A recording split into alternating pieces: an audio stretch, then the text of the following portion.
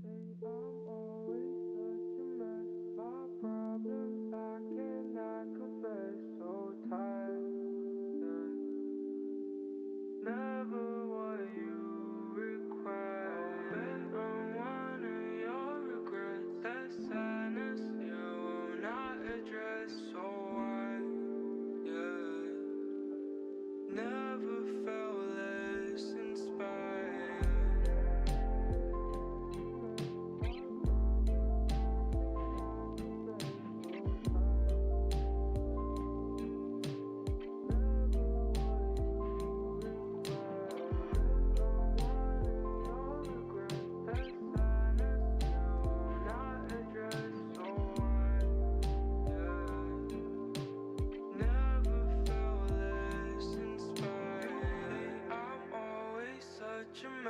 My problems I cannot confess. So tired. Never what you require. Welcome, everyone. I know you've been very patient, so you are to be rewarded tonight with some Rocket League action. I'm Hell Monkey Man inside the booth alongside Hypheria, and we get to have a whole lot of awesome, starting with the Navigators Yellow Division. And Hypheria, we've been patient, but it's because there's just so much tension going into these final weeks as we start to hint and tint towards playoffs. But how are you tonight? I am on the verge of sneezing, which is very annoying to be just live on broadcast. But apart from that, I'm doing absolutely lovely. Really looking forward to this because, indeed, as you say, the further you come in the season, the closer we are to playoffs, the more implications every single series is going to have. And this is certainly one of them. This is across the line of qualifier. Top 8 for each of these little divisions here. And Navigators, neither little nor just infinitesimal in their talent pool. They're going to be able to see if they can make this into a playoff qualifier. You have Bryant University and Queens University. It's Boohoo the Bear and Tupper the Bulldog. Let's see if we can start things off here in game number 1 for this best of 5. They only have a couple of these left for the season. Only a couple left as HVID goes down the line. You can't get past Yokels. Yokels will get past like Mike. And then it gets taken out by Number and not on a lovely little date somewhere scenic. No. Absolutely taken to the scrapyard, but then down the other end, like for Mike, will go directly and convert. You know, that's a weird way to start off a date, but sometimes you have to start it with a bang, and that's going to be going the other direction. It's a long walk on the beach that ends in fireworks, and, you know, hopefully they find a few in the other direction, too, as Bryant starts behind Queens University. I believe they're somewhere hinted around a 2-3, 3-3, but we're starting off at 1-1 regardless, and these guys started off on the kickoff. Trading blows here, left, right, and this kickoff going a bit wrong for Queens there. I mean, somebody should be going for that, and nobody did, and they will end up conceding a goal. Bryant versus Queens. It will be an incredibly close matchup, indicated by the scoreline at the top as of right now. I'm not wanting either team to let anything up. Definitely have to keep in lockstep, especially because these two teams either could see each other in a postseason debut or are going to be trying to knock one or another out, depending on how final records go. But as the opening minute does come and go, you have the likes of Bryant University on the attack. Hasagi to the opposite side corner, and everyone congregating to this corner so much you get a little bit of team bumping going on. Bryant to try and set themselves up for success, be able to make a long press of this downfield. Hasagi going to be able to get another chance, and mostly this has been a bit of a scramble here, Hypheria. They're really trying to see what they can get from the midfield. I feel like scrambling is something that the Navigators division love. They're still trying to figure everything out, and the scrambling will lead to a lovely angle being put in by HVID. HVID with ones across the board and an awesome takeaway. When you give away possession and in that inside angle, then that gives an opportunity for your opponent to take another strike. And that's Queens University one more time and getting the lead for themselves. Bryant University constantly playing from behind. They've only got that one kickoff to their name. One kickoff, and that is mainly a mistake out of the opposing side. Queens, they've made a mistake, and not again, even though the shots, oh my word! Yeah, they've been leveled now, and what a way to level these shooting percentages, or shooting times, I guess, 3 times on both sides. Bryant, not quite being as accurate there. Well, now they are. Yeah, they'll sneak one through on you, Hyperion. Just when we go to sleep, Numba has really been putting up some numbers as he's able to find an open gap like for Mike. Just can't contain it on that back wall. And, time and time again, these guys are going to consistently be tied up. And game number one, first game of a series, usually is a feeler game. These guys are already throwing punches like they've known each other and don't like each other very much. Haymakers going back and forth as HVID. Oh my word, that's a dangerous clearance. Skippy B knows it. Punishing. Absolutely punishing. And HVID, he's been able to collect these, but he's also going to give them away. Skippy B, that's his third up on the board for Bryant University. The Bulldogs, the Dog Pound, they're coming in hot, they're coming in good. And, the top two, Skippy B and Numba, really able to make up for Yokels, who's kind of taking their time to be able to get in this matchup. But as we approach halftime, Queens University, another offensive. Hasagi goes to the top rope looking for a fake. Only 10 seconds ago, within 10 seconds, Brian managed to pop 2 into the back of the net of Queens, take the lead there, maybe even 3 right here. Zagi out to the side. Zagi's still lurking underneath. One thing to get this down the other end as we get past half a time. Both these teams have still got so much to play for, but it is currently Queens in a very peculiar scenario, and I'm not too sure what's happening in goal there. Yeah, I think that one may be a hugging it out scenario, but they will separate. The referee came in, said, hey guys, maybe get off the ropes, maybe save it for another time. But consistently, we're seeing a few extra double commits out of Queens as they feel a little bit more rushed to try and make these defensive plays, get rid of any of these Bryant University players. HVID from the midfield, but that's a giveaway. It goes over to Yokels. Yokels trying to get his name on the board, but it will be denied by Hasagi. Skippy B, he's becoming much more of a presence on the pitch to deny a lot of these breakaways upfield. Like Mike goes across the core. This will land into the box, but Yokel's on the clear away. HVID looking for the follow, but it's Skippy B putting it past him. Like for Mike, pops that into the sky, follows it up himself. Can't quite get the second tap, and it's Skippy B now on the clear away. Sagi still keeps it in. HVID won't be able to continue that. Skippy B won't skip a beat as he's making sure to yeet and delete any player that's going to be able to get in his way. See, I'm going to have fun with these guys' names. I love these names. This is anything you might find on an Xbox 360, pre-made for you. Skippy B, though, with a long clear downfield as Hasagi is trying to keep a lot of offensive presence here. Queens University have now been playing from behind for a hot minute. We're coming up on our final 60 seconds.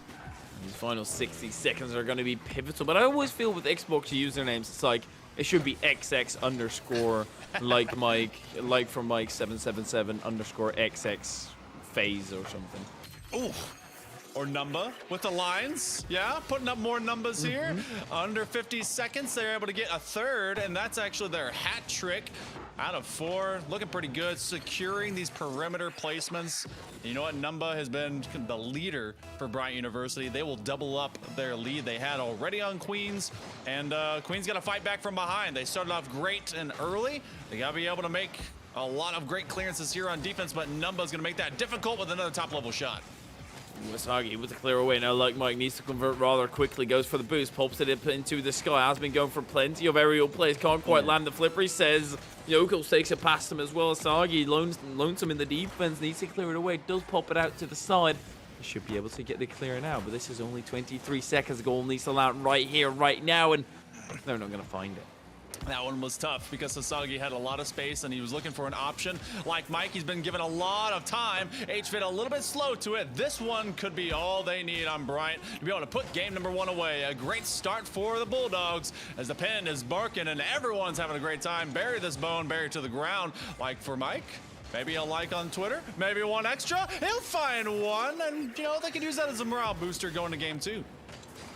That is certainly at least some sort of morale booster, like for Mike popping it through there. The Season 3 Grand Champ Tournament winner tag shining so beautiful with it on his nameplate. But it doesn't matter how beautiful your tags are, because what matters is how many numbers you put up. As he put up 3 for his team, and that's enough to equal Queen's score. The Skippy B to top it all of Bryant winning game number 1.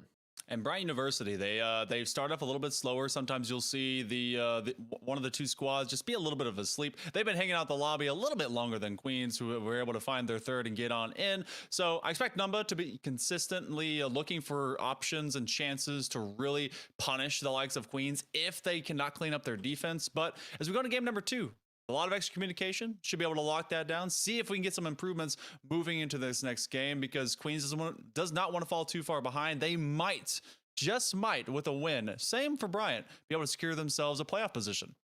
Ooh, that's so important, especially since these teams are basically direct competition. 2-3 and 2-4. You need to be winning against people with the same record. You'll pull ahead of them, and you'll have the head-to-head advantage. So many important things as we go into game number 2 now. An important start for Queens, but they're seemingly going the wrong way. It's Brian putting on the pressure, and Like Mike breakaway now. This should be an opportunity where he can score. Skippy B getting tripped up, and it's Like Mike to score the first. That looks like deja vu like crazy. All 3 press up from Bright University. It's sharks circling around, blood in the water, but someone had a bigger boat and a larger spear, and they took everyone down in a counterattack. That is Like for Mike, finishing what he did at the end of game 1 and making that true in game 2. It's going to land right in front of HVID. Out to the side. This is a similar scenario that Queens were in before, but Brian, they were able to regain themselves into the latter part of the game. Skippy B, that's a good first touch. Looks for this follow-up, but doesn't quite have enough boost. Numba tries to rip an angle. Doesn't quite have the flip anymore. Now Numba gets bumped as well. Skippy B, it's challenging. Confident third man, not quite getting in on target. Now Numba has to back off to his own quarter. We'll try for the 100 boost and we'll succeed.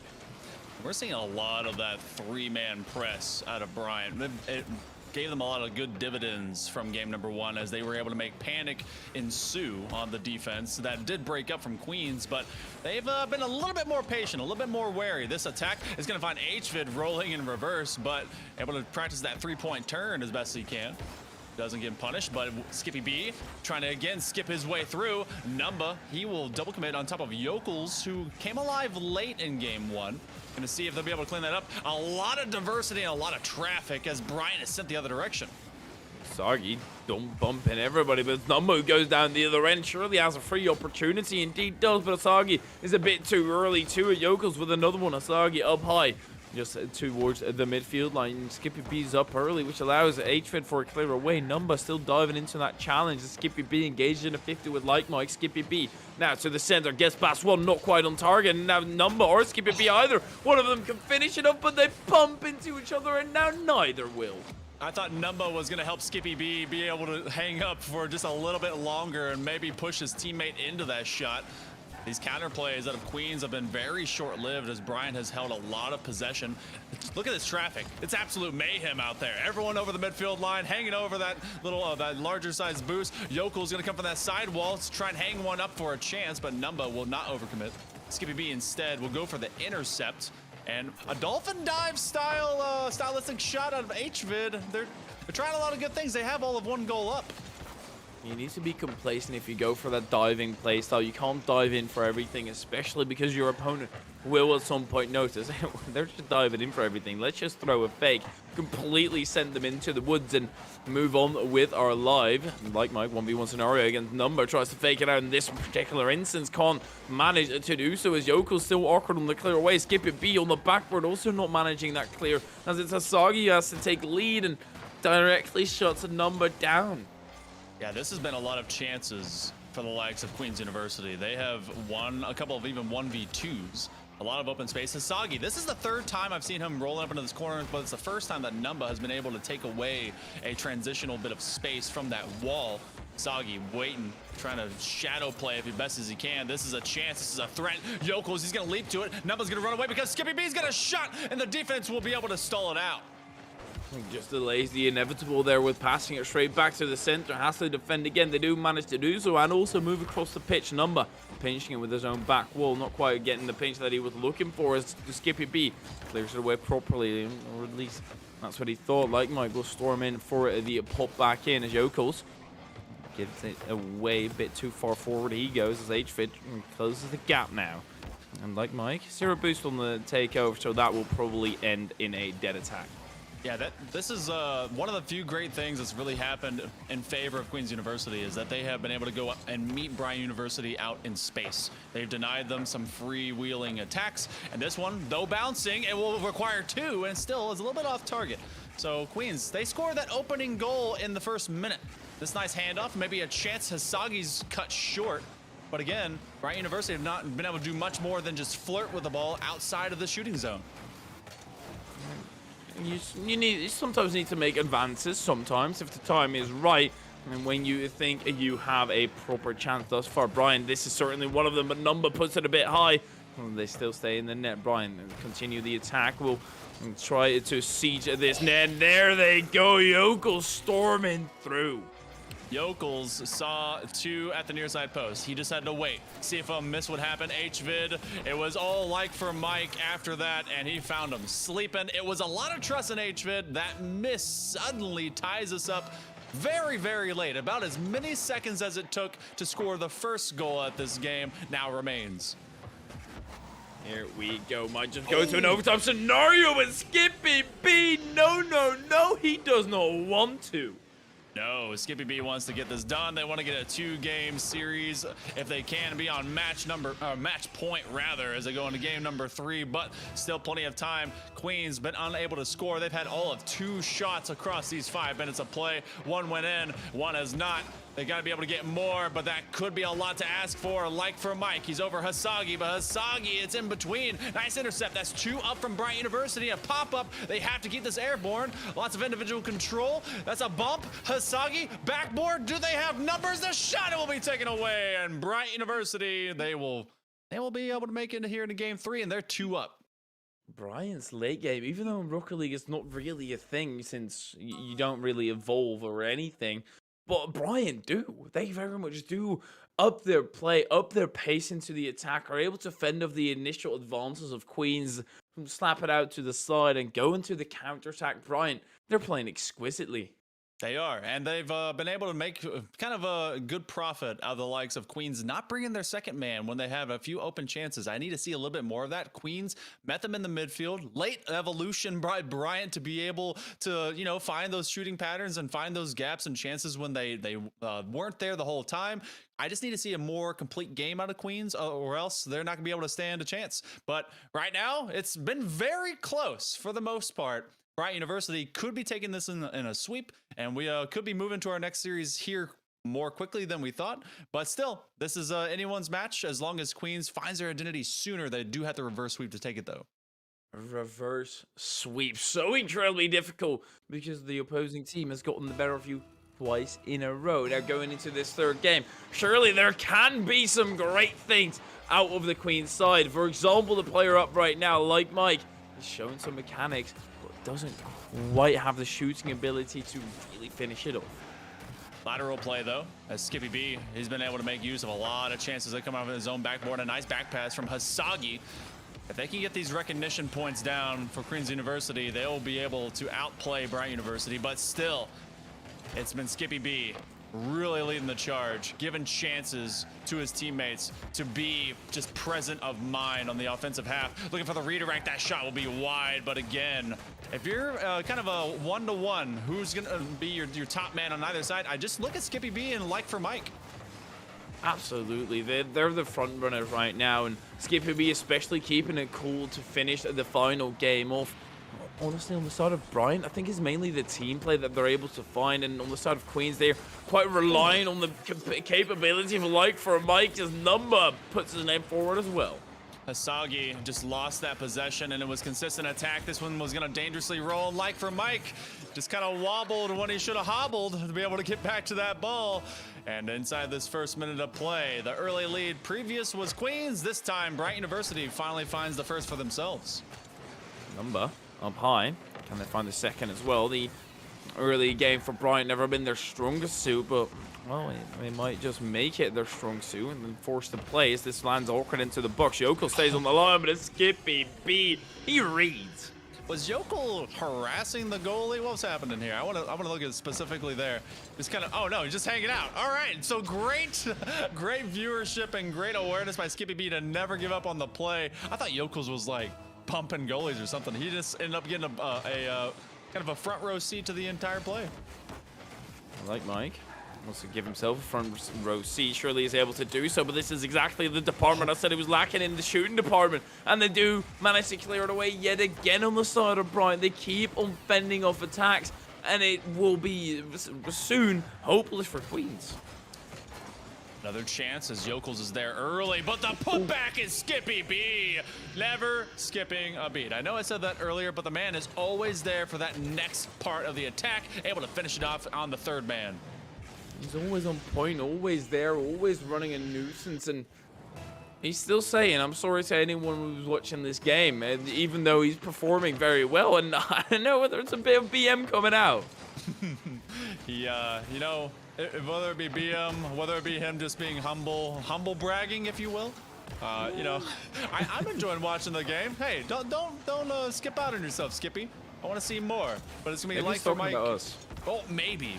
Oh, maybe that we have to watch. Wow. Okay, so maybe this. Wow, I so understand. toxic, bro. Okay, I understand. Well, as we've seen it now, 3-0. Bryant had been keeping it close with Queens, other direction as well. Queens been trying to catch up to Bryant, but Bryant, they let one through. That's a familiar angle from Hasagi. A lofted one into the back of the net, and I love that. Yokels couldn't quite get the clear and couldn't quite get the block, and that does lead to not quite getting the save. 2-goal differential is what they have to work back from, and especially with that bit of BM. Always when I have that, always when I start being a bit too funny for my own good, that's where I start throwing. Oh yeah, that's but Never mind. Skip it. B doesn't know.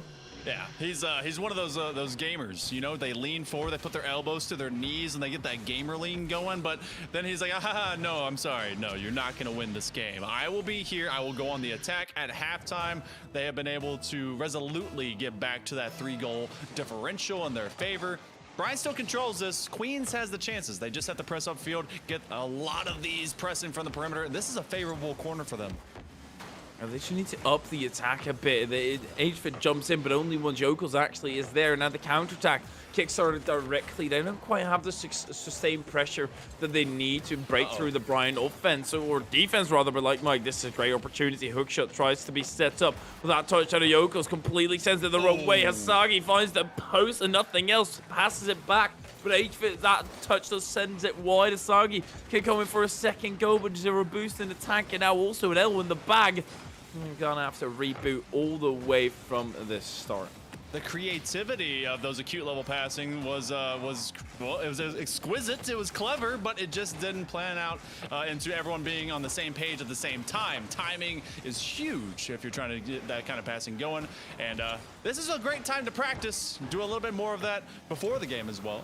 As we come up on a minute and a half remaining, just 90 seconds left. This could be somewhat of an elimination match from the regular season, and Skippy B. He's 4 of 6. The man does not miss. Well, I feel like... does he? Yeah, he missed twice. Couple. But, you know, we won't be nitpicky, I guess. I mean, they are up 5-1, to be fair to them. So, I mean, we can be very nitpicky, but I think it's the Queen side who's got some improving to do. If they do make playoffs, if they do want to have a chance, they need to close out those other 2 weeks, because let's face it, this game probably ain't it. Yeah, this one would take maybe not a miracle, but a very consistent press to be able to get through. And with the traffic as we've seen it, this is just, it's speedball as best as you can make it, but you have to get some solid connections. Skippy B, it's actually going to be a miss. Like Mike, looking for chances. It's over to Hasagi. He's been a shooter, and that's another one. Oh, no! I think that would have gone in. The defender didn't have the boost to be able to get there. No, a chance gone. Well, it just keeps on getting worse and worse and worse, I feel like. And at this point, they might already be out of it, even if they can't find that one elusive goal. And I like Mike. He's chasing it right here. Shooting.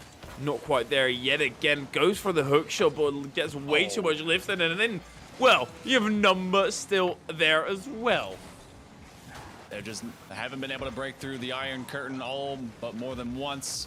Mike for Mike, another chance. A lot of great shooting did come out from Queens, but it was Bryant University that was way more consistent. The dog pound, it is loud, it's proud, and it's hoofing and woofing the whole time down. 10 seconds left, 5-1. They may be able to get another. Yes, they do. Match up those numbers with Numba, and you know, we could be going to Brazil.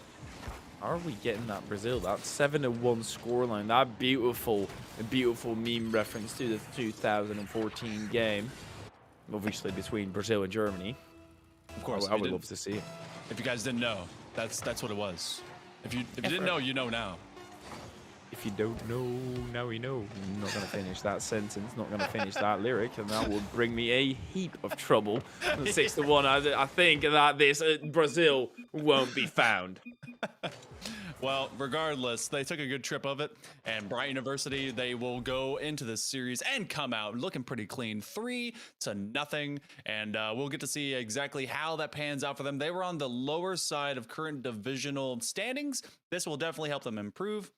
Queens University, they came out swinging, but they just didn't have the throughput or the wherewithal to maintain it for the entirety of the series. And this one, they do have a little bit of work left in them, but it's going to come down to the wire who will make that top 8 for this division into the playoffs. I thought it would be so much closer as well. I was extremely looking forward to this series since you look at the scores, 2-3 to 2-4.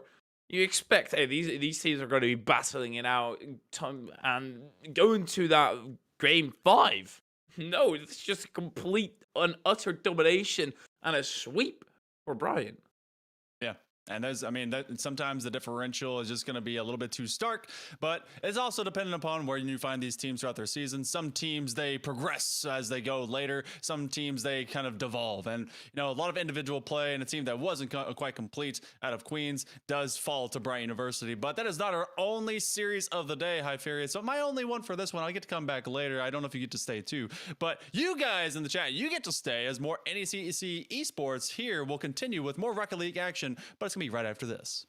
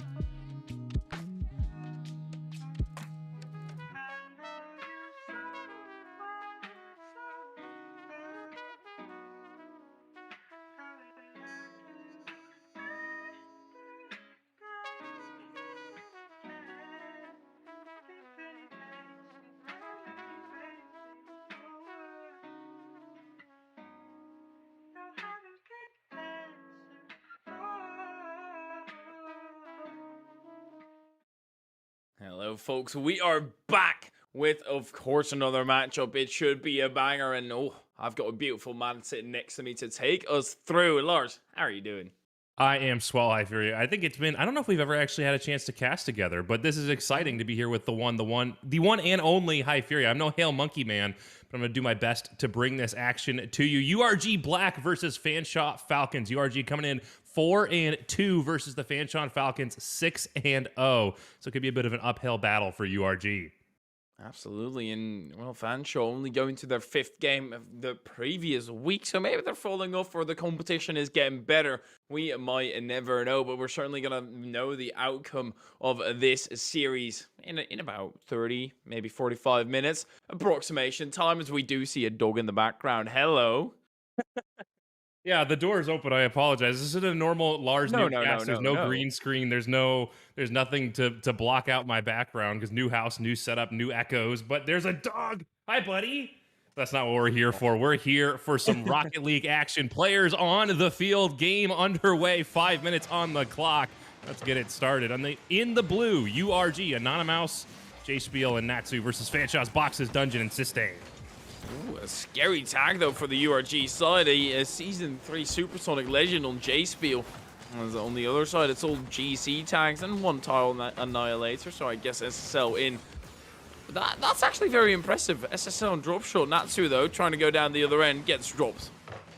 Yeah, the SSL in the extra modes is much harder to achieve than you might think. That's a great shot on net. Dungeon just ringing the crossbar. We'll get the chance to cycle through, and not a mouse finds a way to keep that one clear, and after an absolutely devastating threat down on the URG net, they walk away unscathed. Sistane still ups the pressure, though, tries to keep the kettle cooking. Natsu to the center. Dungeon tries to place the top bins and just wide. Sistane still up to the skies. They're trying to waste their boost, but they also are losing boost themselves. Anonymous now with the clear away, goes to his own backboard, and Dungeon is in there, right in their face. Natsu finally with a clear away, but Box says he's able to miss the ball, I guess. Yeah, that was anticlimactic. An interesting miss out of a player that we know is more than capable of picking that one up and being very threatening. Now, Sistane's being threatening off the ceiling, looking for that late touch to put it on. Well met by Natsu. That's something that URG, despite having that SSL on their team, has struggled to get clear of their own end. They finally find this one down in Fanshaw's end, but they've spent so much time on the defensive. A strong defense, that is, but I'd love to see them get upfield a little bit and get an opportunity the other way. Dungeon puts one on net, and they'll score first. Dungeon on Fanshawe. URG absolutely no chance in this iteration. Dungeon having all the space to shoot. Natsu dropping from the backboard, trying to hit the ball and the way, just get a tiny tap on it. That might just send it wide, but that's not going to be enough. URG, they're putting under hefty pressure in Fanshawe. They're just taking control. And Boxes, well, do I know Boxes, what a defensive player he has been the past season. I'm glad to see him back. Yeah, it's interesting here. 7 shots out of Fanshawe so far to URG's 1. Really need to see URG turn this one around and make Boxes live up to that reputation of being a defensive player. Get them on the back foot and try to bring some pressure downfield. Natsu bring the pressure downfield. J-Spiel gets a touch, but whether it's a good one, that's something we will find out. Good pass back, though, and Anonymous gets 50 on it. Sistane's past the ball, and Anonymous also not quite getting that raid. Boxes 50s. Natsu down the other end. Boxes good speed, but still meets J-Spiel for that 50. Sistane engaged in a 50 with 2 now, and also loses out on that occasion as J-Spiel tries to set up an attack. What a spike down. I didn't see that one coming. Fanshot does such an excellent job of recovering and getting back to that ball, though. They're so quick to pick this one up. They're so quick to just continue the flow forward. Sistane with an opportunity met by Natsu, and now this one back down the other way. Boxes an awkward touch. They're buffed. That's a shot on net, but Dungeon with a diving save will keep this one clear. Natsu tries to set up the attack as well. They've been keeping it clear on the side of Fanshawe, but URG, they're knocking, but currently this is going down the other end. It might just trickle on in. And still, Dungeon pops it into the box. Natsu, very simple stuff on the clear away, and on the mouse, it's a big boom. Won't quite reach anyone from his team. It will reach Dungeon, then dives underneath the play, goes for a shave on J-Spiel, gets the tap finally, but it messes up Dungeon more than himself. I do like to see that hunting the physical play here. It's something that tends to be a little bit lacking early in a series. Is look at those bumps, those demos, those attempts to really disrupt the defense. What an awkward touch or lack thereof. Dungeon will matrix that one and give Natsu a free walk home. Oh, this is not what you'd expect out of Dungeon, just completely flying through, and he's been doing such great work, and all that great work to be undone with one tiny misplay, or well, one massive misplay, I should say, because flipping past the ball like that should not be happening. URG, they've just gotten gifted a way back into this match, or not only a way back, to tie it all up, and we're basically starting from scratch. Yeah, we're back to effectively the 0-0 scoreline. Hey, no one's got that point advantage, and now we're late in the game. It could be golden goal territory where the next one is the deciding factor with how low scoring this has been so far. Anonymous trying to get that one center. URG finally finds some footing, finally finds a way to get pressure upfield, and they're making the most of it. Natsu to the corner, has the follow through, will score, and now it's 2-1, a quick turn for URG. This is going rapidly out of hand for Fanshawe. They're still only one goal behind, but the confidence of Dungeon must be somewhere deep, dark down, and I guess you could say it's in a dungeon. I hate that I could see that one coming a mile away. There's nothing I could do about it, but I do have to agree. Dungeon, you know that they're a capable player playing at this level, but both of these goals kind of coming off the back of Dungeon.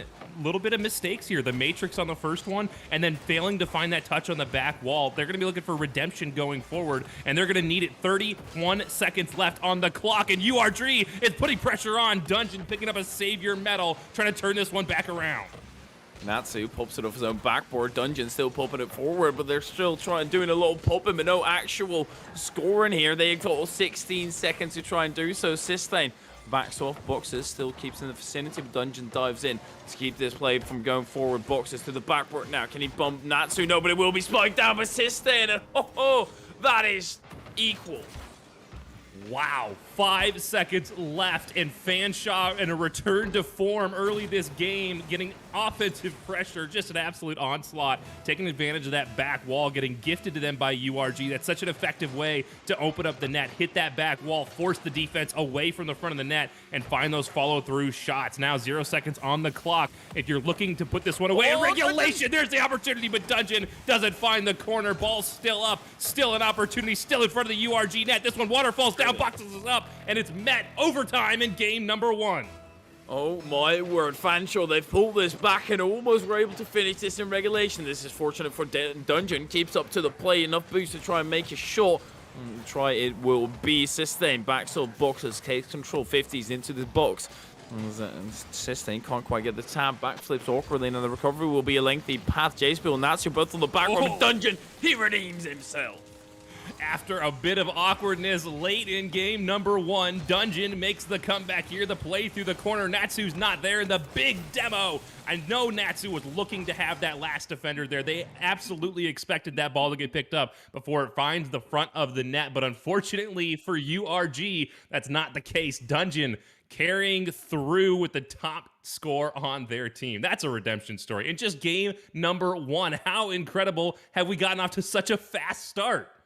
He's just a showman. He just wants to give us the best game possible, I guess. Sometimes it's as simple as that. Making 2 mistakes to give URG an opening, because let's be realistic. URG, all their goals came from massive mistakes, and I don't think Dungeon's going to make them very often. No, especially as they get into their groove here, they get some of that confidence back like you talked about, and they find themselves in a much better footing going forward. It's going to be tough for URG. URG, like you said, got gifted a couple of goals. They need to find a way to create opportunities themselves and not rely on Fanshawe to hand them opportunities, because they're not going to continue to get those. And as we saw, just a game number 1, if that's the strategy, it's a losing strategy. You don't want to be adapting a losing strategy. URG, they need to try and turn something around. I think it's more that they need to adapt and go into the attack more, but it's so hard when Sistane and Dungeon are looking to combine in your defensive end. And also, you get clobbered out of the way. Box is still with a 50. J-Spill taps and breaks to prevent an own goal in this game, starting off full of action. A quick back and forth right off the bat here. Now a little bit of a scramble in the corner, and everyone decides to back off and just give this one space. Sistane back passing to set up an opportunity, but A little bit of a slowdown. We saw such rapid aggression at the end of game number 1. I think both teams taking advantage of the start of game number 2 to say, okay, let's reset a little bit. Let's get a little bit more methodical in our attack and let the pace just chill out just a little bit. They agree to an armistice. Sometimes that's necessary to recuperate all from the losses. Anonymous moves through with Systane, try and wreak havoc once again. Anonymous messes up that rotation, or the recovery rather, and J-Spiel now needs to back off quickly. Natsu gets the first touch, but Boxes is patient, gets a touch. That sets it up for Anonymous, goes for a shot. Easily cleared by Dungeon. A little over 1 minute gone. No one's found the back of the net yet, but so far significantly more even than we saw in game number 1. That's a great pass down, but stacking deep on that goal line is Fanshawe. Natsu with an opportunity, early jump from Dungeon, and it gets punished when it doesn't clear the shooting lane. I'm not too sure. I feel like this clear away was a bit lackadaisical. Dungeon, he could be doing so much better, but I guess he has to also recount or take into account that the shot can go somewhere else, and it's a good place shot to think about what happens next. It's now 1-0 up for URG, and this is looking solid. Oh, no, never mind, Fanshawe. That is brilliant. I want to go back to that first goal and defend Dungeon for a second, but before we could do that, Systane taking that advantage off the kickoff and boxes up early, puts a beautiful shot on to tie this one right back up. Absolutely disgusting. Before I forget, in defense of Dungeon, they're alone. It's in front of the net. The attackers got the whole net to shoot at. They get up to it early, and they do a good job reacting quickly. Unfortunately, being alone like that puts them in such a tough spot to get a good, effective clear, and the rest of the team doesn't get back quick enough. They get punished for it. And you also have to deal with the mental losses of being alone. Let's not forget that. That's all. You never want to be lonely. One is... I'm not going to go down that road. I can't sing Dungeon. Oh, gets a little bit of a flip reset there, but there's the attempt to oh my goodness, bicycle kick that one back in, and Fanshawe finding their groove yet again. When they are on, they are absolutely oppressive in the offensive zone. They are jiggling, and they are not giving any sort of wiggle towards URG. Systane back to his own corner, and that's a decent pop. But actually, Natsu's able to rip the shot. Dungeon this time does a jump in the correct time. Dungeon still in the clear away. J-Spiel a bit quicker as they do land at the edge of the 16. Natsu forces it through, pops inside. Boxes needs to clear it away as we cross half a time. It is URG with a more sustained attack. Yeah, it's a bit of a change of pace from game number 1. Natsu with an opportunity. Dungeon stands tall, picks up a savior medal in the process. But this continues to be threatening in the offensive zone. To your point, URG doing an excellent job of establishing that midfield wall and just absolutely peppering this net and down in the Fanshawe end of the field. There's an open opportunity. J-Spiel with an easy drive home to that back corner. It's an easy drive, but it's got me worried. I did not know for sure whether this one was in, but J-Spiel, calm, cool, collected, taps it in the bottom left corner, will convert yet again, putting URG up by 1. But we all know what happened last time. Fanshawe, they're not letting up that easily. This will pop to the center, and Onomouse might be able to take control. Gives it another tap to the backboard with Systane. Easily gets in the way. Dungeon lurking right behind Systane and not quite setting up for a passing play. And that's something Fanshawe can still do better, is try and find those passing plays. What I really want to see here is Fanshawe, if they want to turn this back into game number 1, they need to find the pressure they had in game number 1. They had a short stint of about maybe 30 seconds where they really tried to embody that aggressive, dominant play style. But that's it. It was only about 30 seconds in this whole game. They had a couple opportunities quick down the field. They obviously had that beautiful shot, that connection between Systane and Boxes. But one quick opportunity and one sustained offensive pressure isn't going to take down this URG team. Now, with 69 seconds left on the clock, they have to find a way to convert quickly. Nice. That's all I have to say. Nice. It's already the moment's long gone, and also the moment of URG attacking because this Dungeon rips one off the crossbar. Systane and Boxes combined, and Dungeon, I'm not too sure whether that was going in, but now it 100% is not. I feel bad because we're going to call out Dungeon again, but I do want to give credit to Dungeon. There's almost the double touch, the follow through to finish it off from Anonymous, but J-Spiel was looking for the dirt nasty.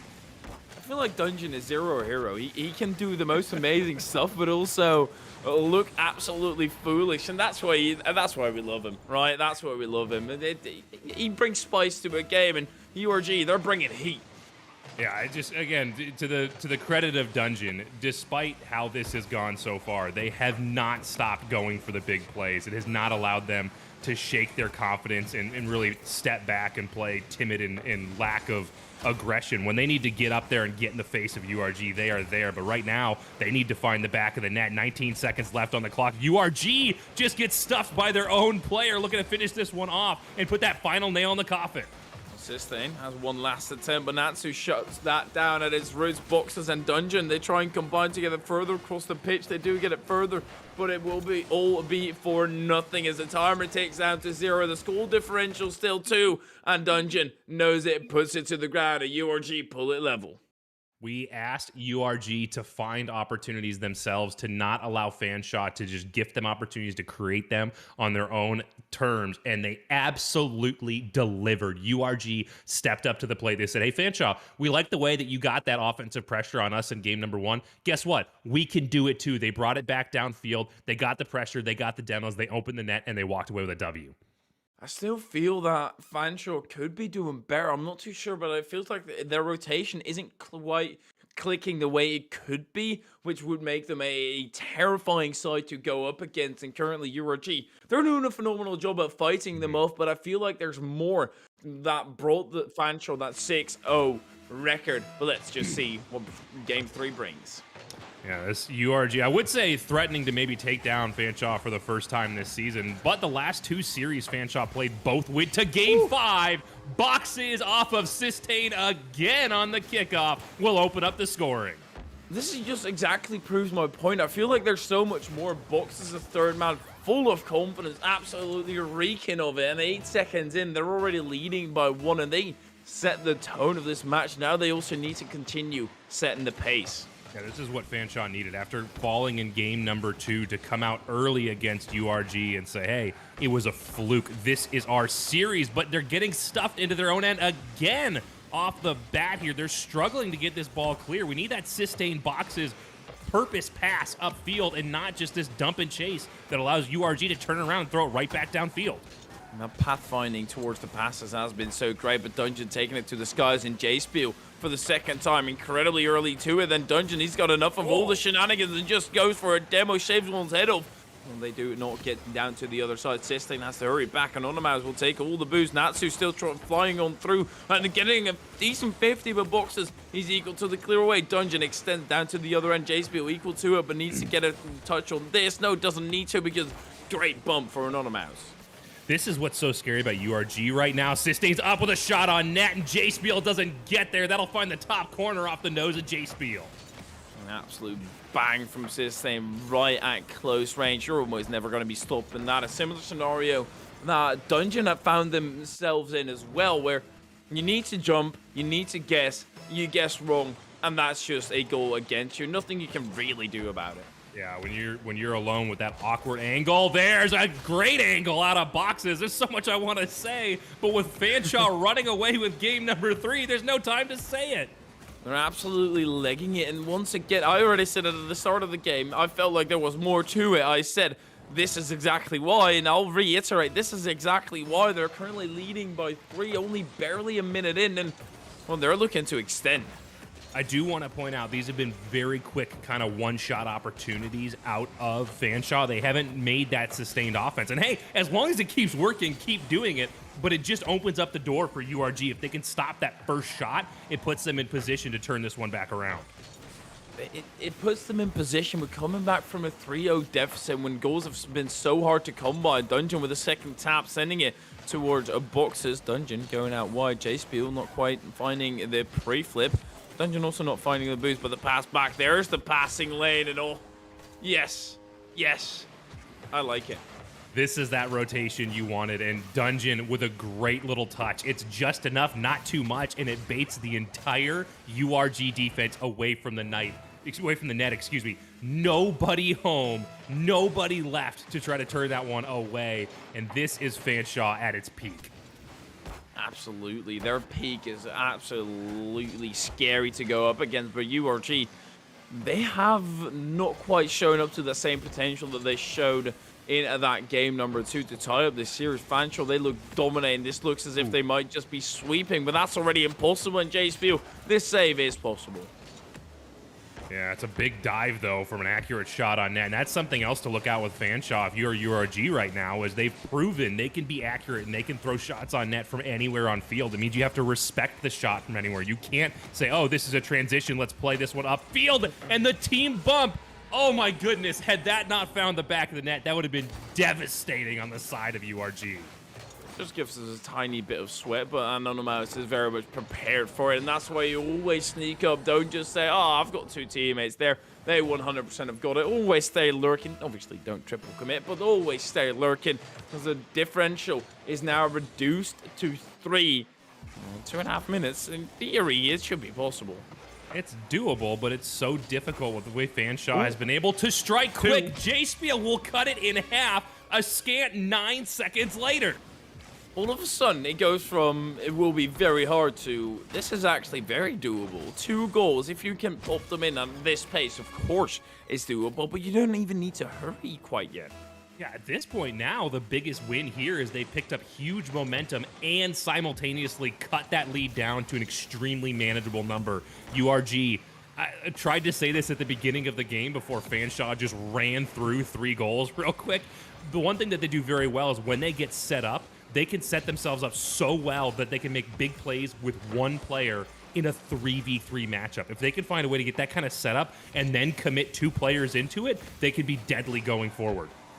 It's always so scary when you have one player who kind of does all the work in a way where you always need to be shutting that down, and I do kind of still feel like that player is Dungeon. You need to shut him down. He's been big all the way across the pitch, pretty much being everywhere at all times, and it's such a nuisance to be dealing with as J-Spiel from distance, and oh, there he is. Dungeon clears it away. Well, that being said, if you continue to pressure Dungeon, we've seen they're a little bit shaky on the consistency side, and that's something that can be very dangerous. Because without that consistency, I mean, I hate to say it, consistency wins championships. You can have teams that have that huge pop-off factor, players with a huge pop-off factor like Dungeon, but if they can't continue to be very, very solid, it's going to be very difficult to find wins. Exactly. The consistency needs to be the baseline. The pop-off potential should just say the pop-off potential, not per game, where you, in the end, get a flat line. No, you need a flat line with some peaks in there. Either way, minutes still remains, and we've run down so much time off the clock, and this is getting harder and harder by the second for URG. Well, Boxes has a little bit too much on the wall there. Anonymous has an opportunity. J-Spill's the only one back in the net. Anonymous is met by Dungeon. Who else? We just can't stop saying their name. It's hard, even though he's bottom of the scoreboard for Fanshawe, he still is everywhere, and once again, furthest back in defense, just knows how to tackle this problem, and that is just to sit back as J-Spiel tackles his own teammate. Anonymous now has to go back on defense. Ooh, that was close for a demo, but I think this game might just be out of hand. Yeah, I always like to say midfield play doesn't get points. So Dungeon showing up huge, Boxes also showing up huge, 50s the life out of the defenders here and puts this one firmly out of reach. Box is actually with 4 goals as well. What a performance out of him to all of a sudden show up like that is absolutely phenomenal. And with 3 goals in 11 seconds, I can tell you 100% this is not going to be happening. Yeah, well, Boxes, I mean, that's another one that's come up a couple of times here. When you're looking for accurate power shots on net, Boxes has been there. Looking for one more URG, trying to get one for the road, trying to get some momentum into game number 4. Fanshawe making it difficult. Boxes with control off the wall, passes that out to Dungeon, but Anonymous cuts the passing lane. It's not on net, and we see Fanshawe take this one in commanding victory. A commanding one, and that spells trouble for this potential final game where URG, they're under the gun right now. Let's face it, Fanshawe, they were obliterating. Their pressure was absolutely crushing, and URG are struggling to squeak their way through. They managed to find 2, but that was in quick succession. They need to extend that into a game plan. The thing to note here, though, is Fanshawe game number 1 put 7 shots on in the first minute and a half, 90 seconds or so. URG, despite yielding more goals, held them to fewer shots on net. They've done a good job of evening out the pressure up and down the field a little bit. They just haven't had the consistency to finish on the other end. I'd like to see them bring some of that physicality back, get some of those bumps and demos. We see Fanshawe stacking 3 in the net. You're not shooting on 3 Fanshawe players. Get a player in there to cycle through, steal some boost, get a bump, get a demo, threaten those even. Distract those Fanshawe defenders, and maybe you'll find some more open net opportunities. Oh, that one, Boxes, a little lacking on the accuracy that they've been so good with so far tonight. He's lacking on the accuracy. Call that l'accuracy. I fear you. I can't say it. I apologize to everybody back at home. And Dungeon, he might have to apologize. Send a formal letter to URG. He was able to score this ceiling shot. Not quite. Fanshawe trying to bring that pressure. Wide rotations across the midfield allows them to make aggressive challenges upfield, but it does slow down that attack and gives URG a little bit of time to cycle back through and set up a defensive rotation themselves. Ooh, this is awkward. Still out to the side. Sistane goes. JSP looks to pop that back in. It's up high. Sistane lurking on the back four. Boxes wasted a lot of boost. Natsu from an angle doesn't have enough power, nor the accuracy is anonymous. Pinches that back. It goes towards J-Spiel into Natsu. And Natsu throws it away into the corner, actually. J-Spiel tries to get a touch, but it's denied.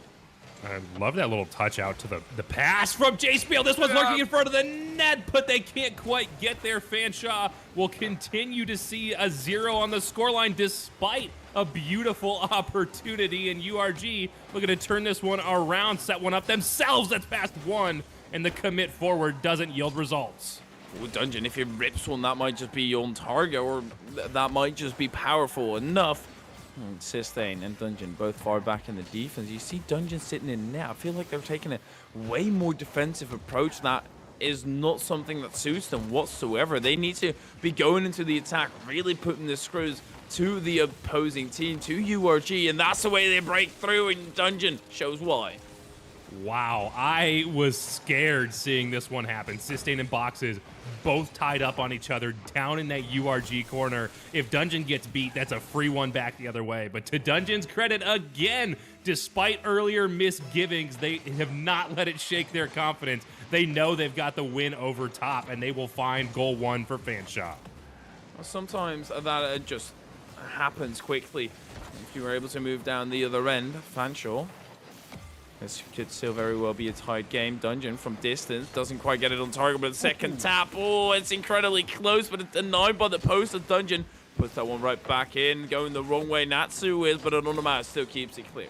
That's a bold back pass right there to Anonymous. Not a lot of time to comment, not a lot of time to recognize what's happening. A little bit of a misgiving, and that one finds the back of the net on the own goal, but URG quick on their feet. Will continue to keep this one a 1-goal game, but this is the dangerous Fanshawe we know and love. They've established offensive pressure. They've got URG pinned back into their end. As I say that, J-Spiel trying to put some mechanical flourish over the top. They don't find it, but it's a great threat to say, hey, we're not out of this yet. You've only got 1. And you know what I say? 1 is 1. 1 is none. 2 is 1. 2 is 1. None is... Yeah, you know what I'm trying to say. 1 is none. 1 is 1. It's really great math lessons here. Yeah. 2 is 1, 1 is none. There it is. That's the saying. There we go. We'll get there in the end as Dungeon tries to get down the other side as well. Doesn't touch base with the net. Dungeon still to the center though. Sistane has another attempt. Flies over the play. Boxes is able to take over. It's an elaborate fake out. Let's just call it that.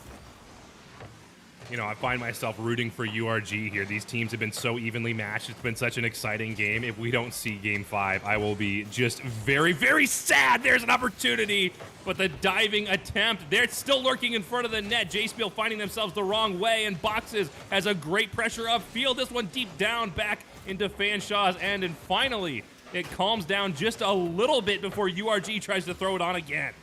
It calms down just a bit, but that might just be the calm before the storm. Sistane just needs to recover in time. Doesn't quite manage. Natsu does the 360 turn around the ball, quick roundabout, but it does get back to the play at hand. Dungeon on the clear away. J-Spiel pops that one up and gets bumped out of the way. This should be Dungeon, but he's backwards. It's clear away, but it's a bit awkward as we head into this final minute. Natsu up high. Demos from Dungeon trying to clear out that net, trying to give a little more pressure to Fanshawe. Natsu, great patience, doesn't panic when they see that one die in front of them, slows down, collects, tries to drive this forward, but Fanshawe continues the crushing pressure they've managed this whole game. And every time I open my mouth to say that, URG turns it around for a good look. Maybe I just got to keep talking about Fanshawe pressure. Maybe URG can find success off the back. Open net opportunity. No, Natsu's back. I didn't see him behind the ball. And this continues to be a one-goal game. Ooh, they might extend that lead to 2. They've been getting so close, but both teams, they have just been trading haymakers back and forth. Now Natsu can deal the knockout blows. Dungeon to swap that out to the side, blocks the shot. Boxers pops that up. Dungeon looks for the clear away. J-Spiel back in defense. Absolutely stellar plays. Anonymous pops it up. 0 boost on the clear away. There's nobody there to catch it. And that will be a back and forth game, but it will fall the game or the way of Sean Fanshawe. I have to touch real quick. First, GG's to all the players on the field. That was a wonderful showing. Fanshawe walks away, continues to be undefeated in series here. But I do have to touch real quick on your haymaker comment at the end there. I was a boxer in college, and that's such a fitting analogy for what happened here. You could see both teams at the end of that game throwing these big, long shots on net. And just like haymakers in boxing, they're just not very good. It gives so much time for your opponent to react. Needed to see URG step up, get in close, throw a couple uppercuts right in front of the net. Unfortunately, they don't manage that Fanshawe. It just ekes out a win here in Game 4. And the agility not quite there for URG to move past the Fanshawe defense. But it looks absolutely amazing either way. This was a phenomenal series, and it very well could have gone to 5, and especially considering that URG, let's go back to the previous game. They lost that, what, was it 5-1? 5-2. It was a hammering.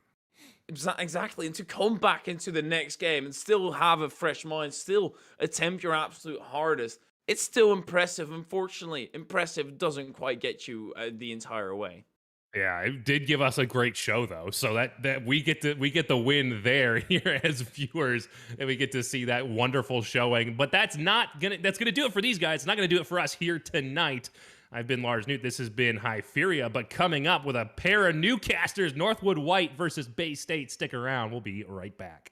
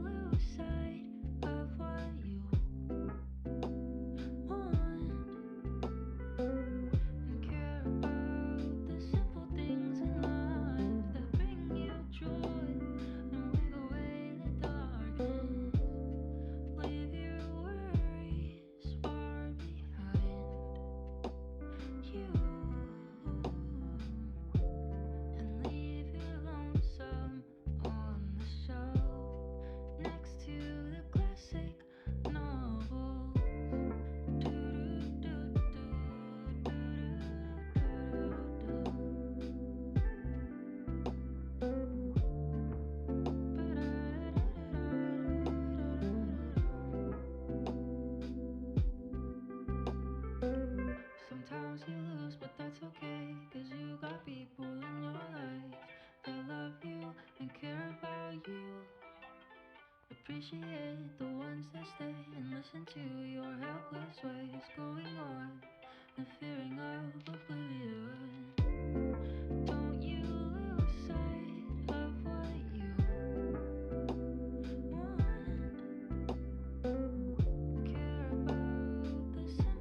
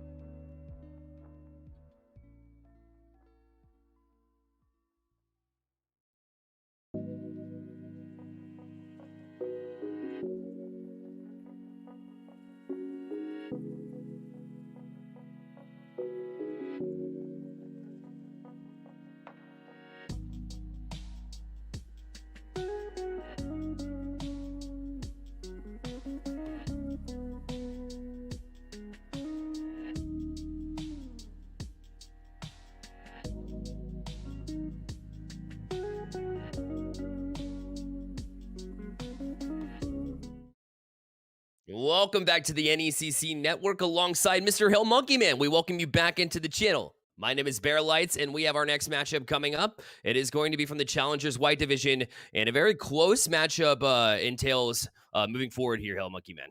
Yeah, this one has all the makings of being a sleeper hit because it's near the bottom of our current Challengers White Division, but that doesn't mean it isn't set for a little bit of drama. We looked a little bit ago at their current records, and there is a chance for Valpo to really make a statement here to survive into the postseason, whereas North Central, they are maybe playing for a little bit of spoiler, but maybe a chance of their own. Yeah, an excellent way to follow up with the storyline. For those of you wishing to see the Bay State versus Northwood matchup, unfortunately, they're not able to compete, but we do have in front of us an even matchup like we said. And, for North Central College, not quite this season that you prefer, right? Unfortunately, sitting here at 0-6 and not the best performances here, but that's what the NECC is all about. It's growing your program and making the right choices to move forward. And for me, they're able to play spoilers against a team looking to stay alive. Valpo, this team coming in with, looks like Master Seb, Obliviex, and API. Those three are lines up for this squad. And for North Central College, the three on the pitch here, Hill Monkey Man.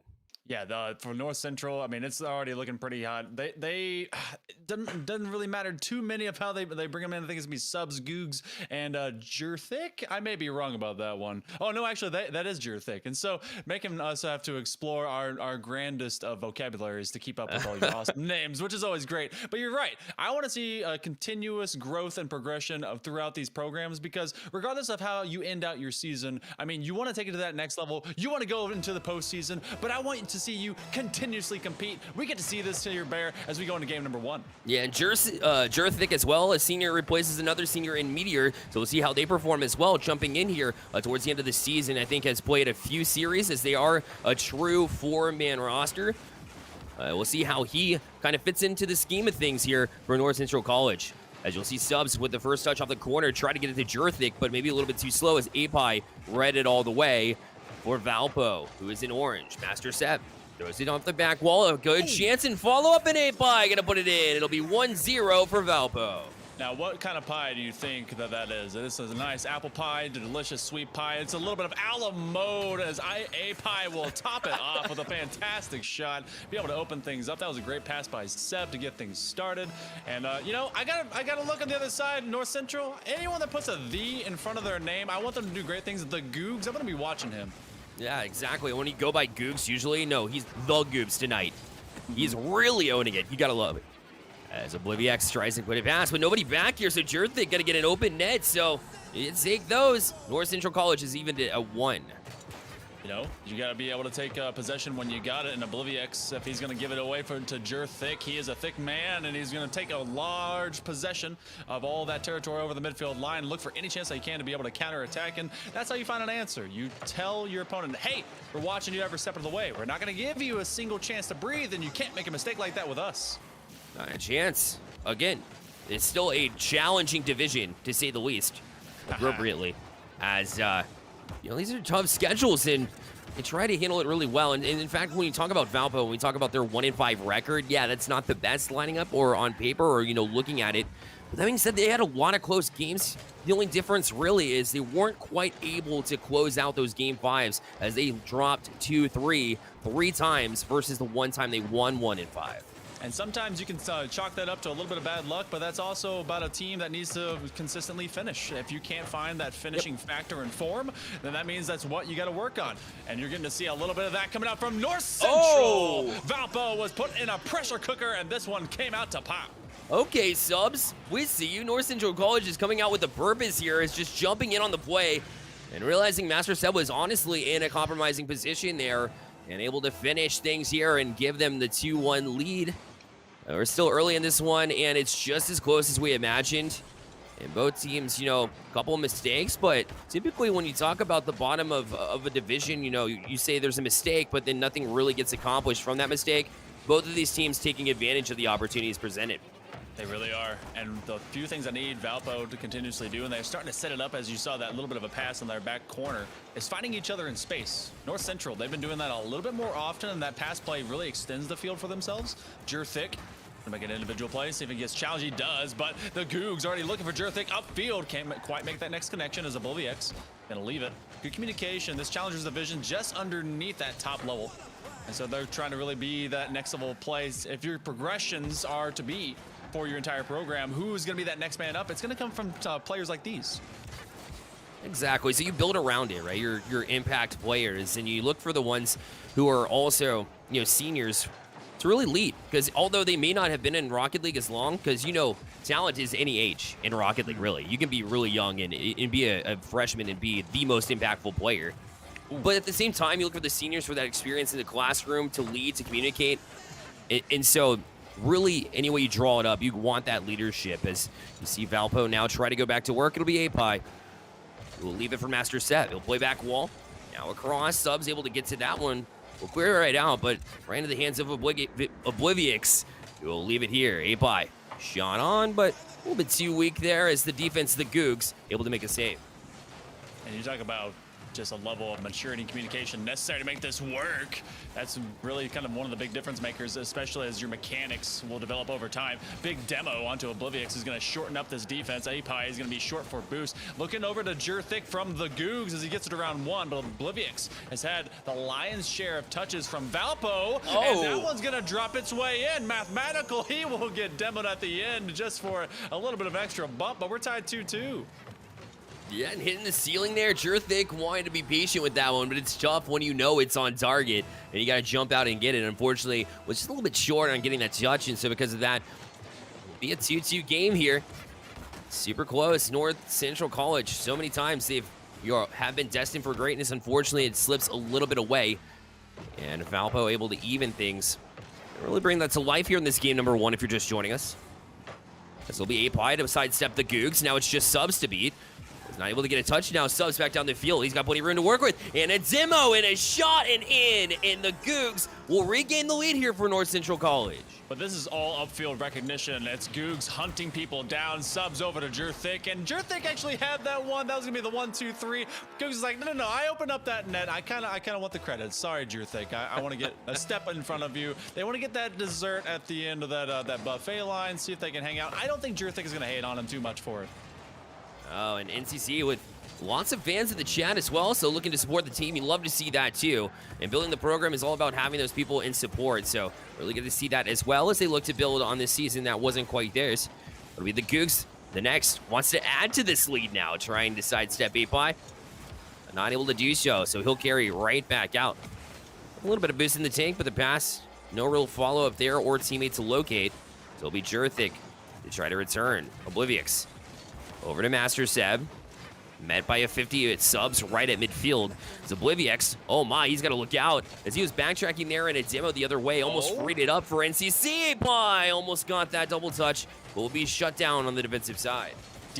Defensive demos have really been kind of against the likes of Valpo. They've been finding these transitions cut short, as a couple different times their passes have been there, but they've just not been able to make it past the just stalwart linemen that exist on the likes of NCC. A nice extra challenge here on his forehead. Obliviex keeps it alive. Airtime. Is it on target? And they just are short. Oh, North Central. They'll take game one. Creativity just didn't have enough to be able to get it over that final line. Oh, I like the drive from both of these teams who want to prove themselves. It's so fun to watch because that was so close. The control by Obliviex, yeah, got behind him a little bit, but he stayed patient, popped it past one, and gave his teammate an opportunity to score there, but just came up a little bit short. But yeah, both of these teams loving how they're feeling right now coming into the next game. I feel like, you know, they came out with a strategy, and both of them are really sticking to it. I'm impressed with both of these teams right now as it stands. I also see the Valpo fans in chat as well. Don't think I forgot about you. It's such good to see the support in chat and also the heart that these teams are showing right now. Yeah, I mean, if your season might be done for this fall set of Rocket League here with the NECC, then, you know, you still fight to the very last. You have a couple of weeks of competition. You have exactly everything that you need to be able to continuously grow your program, and you find new ways to create success for yourselves. So why not find it in the way of creating some cheeky plays, get a little bit stylistic, make sure people remember you towards the end of the season, because you can make that great first step forward into the next. Yeah, and it was so spread across the scoreboard as well. So everybody getting involved, whether it be goals, assists, and one thing that doesn't show up on the scoreboard, and that's demos, right? I feel like everybody just got into the bumping. I think everybody had a bump that was pretty crucial, and a few demos here or there from different players. It wasn't just one presence doing it. It's the whole team committing to a game plan, and that's such a cool thing to see as we fire up game number 2 for you. As Valpo came up just a little bit short, it was NCC with a Game 1 win. But just by that much, though, it was such a close game, and the rest of the series should entail just about the same thing. I'm going to see, I really want to watch if Valpo is going to over-adjust when it comes to physicality, because NCC, they came at them and just ridiculous with the amount of demos, but that really opened up a lot of gaps, and they were able to utilize that. Obliviex, he's able to grab one here. That one's kind of in transition, trying to find that ball and that next level connection. A little bit of a handoff as the cherry pick does not pan out. Obliviex again. How many times am I going to call his name? He's the front man. That's a giveaway. That's a breakaway. He gets it past 2. He's going to settle it in, and that's going to be an early lead for Valpo. I'm so impressed by his ability to really calm the play down, recognize, and then react, right? Some players tend to jump towards the ball, try to make a challenge without them actually having a strategy going into it. And to be able to pop that up, that's twice now in the past 30 seconds or a minute and a half or so, that he's done that. On that last play in game number 1, he continues it there. Obliviex is the player that I have my eye on to really get it back here for Valpo. Yeah, and you want to go, especially as a teammate, you want to see who has that sense of calm amidst all the chaos, because that is exactly what will give you that level of success. And it's Obliviex who just does not bite under pressure. And again, he gets it away from 2. Obliviex, he'll have the first touch, trying to get it past Subs. The next level touch, together. Master Sub, they wombo combo, and they're now up by 2. Master Seb jumps in on the play, but again, it's Obliviex that gets that touch past Subs. He couldn't react in time. They get over for the bench. He might have benched off a defender. It won't matter in his mind, as he's given Valpo the 2-0 lead in a good bounce-back effort here in the first minute and a half. That was wonderful. Never giving up on a play. He got past 3 separate defenders, even when he had 1 boost in the tank.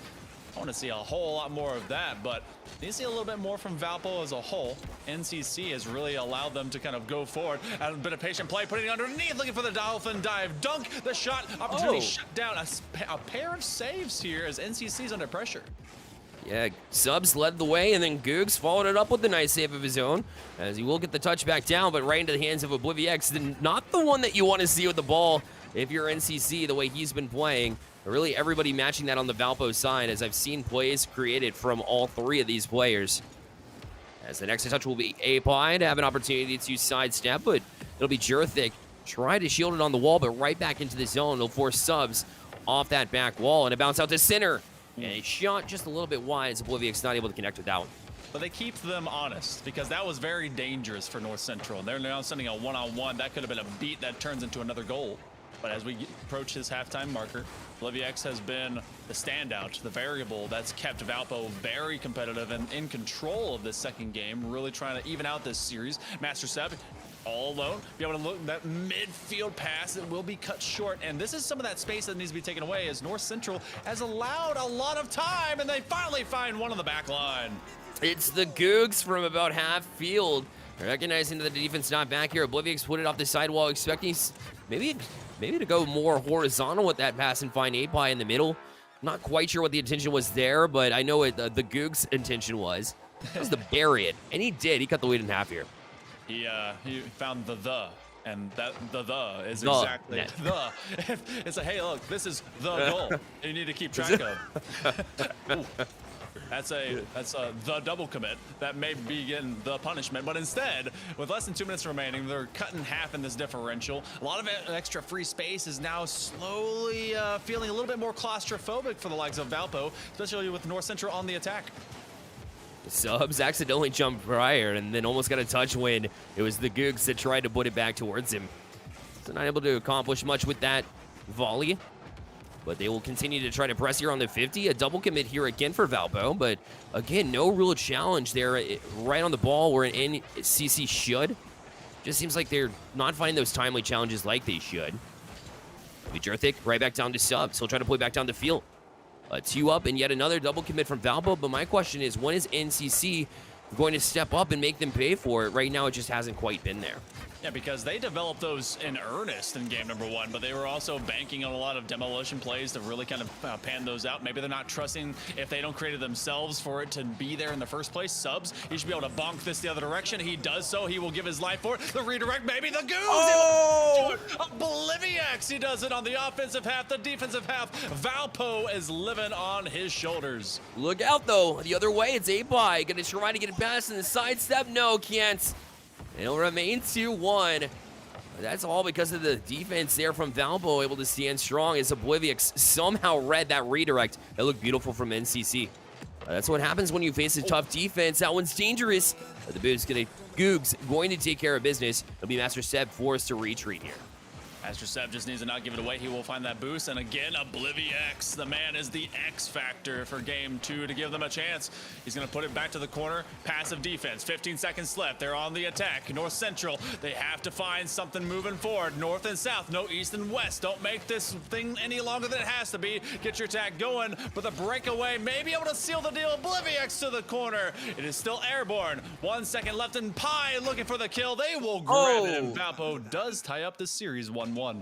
They do pull out alive, although it seemed like NCC was the one kind of crushing it at the end, right? Trying to gain a little bit of momentum there, too. The Googs had plenty of chances there. One of the shots was a redirect that somehow Obliviax came up with. So if you backtrack to the many chances NCC had at the end, that's great. And well, maybe they should have done that in the first half of that game as well, and they would have found a W. But regardless, it's even series here, 1-1. So you move past it, right? You want to make sure that you get that full pressure, that full momentum, and cut off that space like you were talking about for the first bit of that game. I think they made the appropriate adjustment. Now it's up to them to stay mentally focused and continue that into game number 3. NCC looked like an NFL team that was like, all right, it's the 2 minute. Now we actually start playing offense. It's weird. I don't. Yeah. Professional players are all right. This is the time when we just start gunslinging and we move it downfield. And I, as a viewer, I'm always like, why? Why is it now that we get to see this happening? But you know what? Spread that out. See if you can get that level of attention to detail as well as attack to occur throughout the entire game, and maybe you'll get match point in your back pocket. Obliviax, he's the guy that all of NCC is probably going to be looking at, and I expect them to go get a little bit more physical this time. I do as well. I think that's really been the key, and I think they can recognize it too.